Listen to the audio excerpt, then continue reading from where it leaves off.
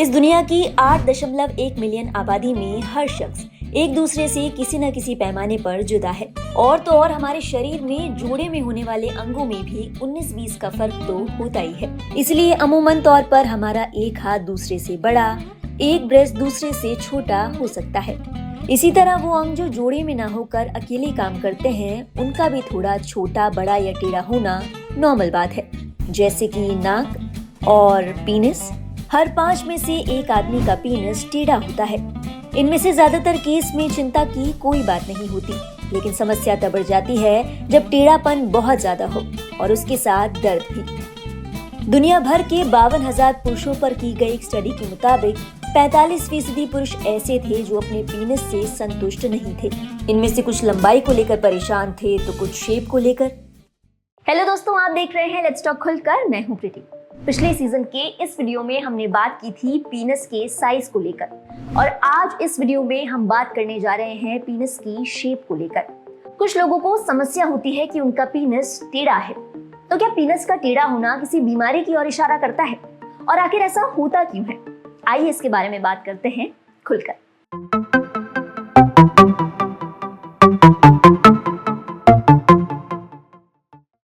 जब भी कोई पुरुष सेक्सुअली उत्तेजित महसूस करता है तो उसका दिमाग उसे सिग्नल भेजता है, जिससे पीनिस के इरेक्टाइल टिश्यूज में ब्लड फ्लो बढ़ जाता है और पीनिस में सूजन आने लगती है, जिसकी वजह से इरेक्शन होता है।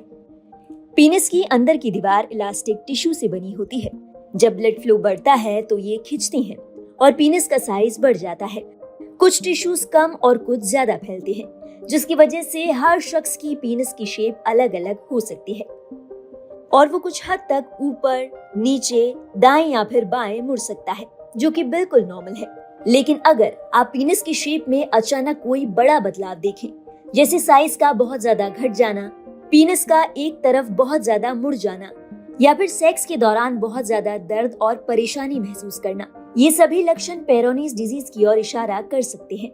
इस समस्या के कई कारण हो सकते हैं, जैसे कि फ्रैक्चर पीनिस या फिर किसी कारण से पीनिस के टिश्यूज का डैमेज हो जाना। इसी के साथ ये जन्मजात भी हो सकता है। फर्ज करें कि आपके पीनिस में कहीं चोट लग गई। इस घाव को भरने के लिए बॉडी अपने नेचुरल रिस्पॉन्स में यहाँ स्कार टिश्यू बनाने लगती है। इन्हें प्लेक कहा जाता है। ये स्कार टिश्यू नॉर्मल टिश्यू की तरह फ्लेक्सिबल नहीं होते और जब पीनिस में खून का दबाव बढ़ता है तो ये सख्त होने के कारण फैल नहीं पाते, जिसके कारण पीनिस यहाँ से मुड़ने लगता है और उसकी आकृति भी टेढ़ी हो जाती है। इस दौरान इंटरकोर्स के समय तेज दर्द भी महसूस हो सकता है और इसी कारण से कई बार ये कंडीशन इरेक्टाइल डिसफंक्शन का भी कारण बनती है। आज हम एक कॉमन प्रॉब्लम के बारे में बात करेंगे, जो अक्सर पेशेंट्स आकर के बोलते हैं कि मेरा जो पेनिस है थोड़ा सा बेंट है, बेंट पर थोड़ा घुमाव है उसमें। अक्सर वो लोग सोचते हैं कि इसमें कोई प्रॉब्लम है, कोई दिक्कत है, इसलिए वो डॉक्टर के पास आकर के राय लेना चाहते हैं।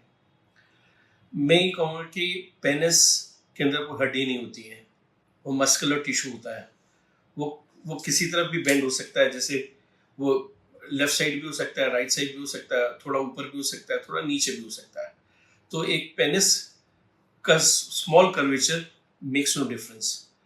हाँ, यदि उसका 5 से 30 डिग्री के बीच में तो नॉर्मल कहा जाता है, और 30 डिग्री से ऊपर होता है तो प्रॉब्लम हो सकती है। तो एडवांटेज तो ये है कि आप जब सेक्स कर रहे होते हैं, ये टचेस एट 2 प्लेसेस और आपका जो पार्टनर है उसको बेनिफिट मिलता है, उसके एंजॉयमेंट में बेटर रहता है। मेरे ख्याल से कोई रेमेडी की जरूरत नहीं पड़ती अनलेस अनटिल वो 30 डिग्री से ज़्यादा पेनिस बेंट होता है।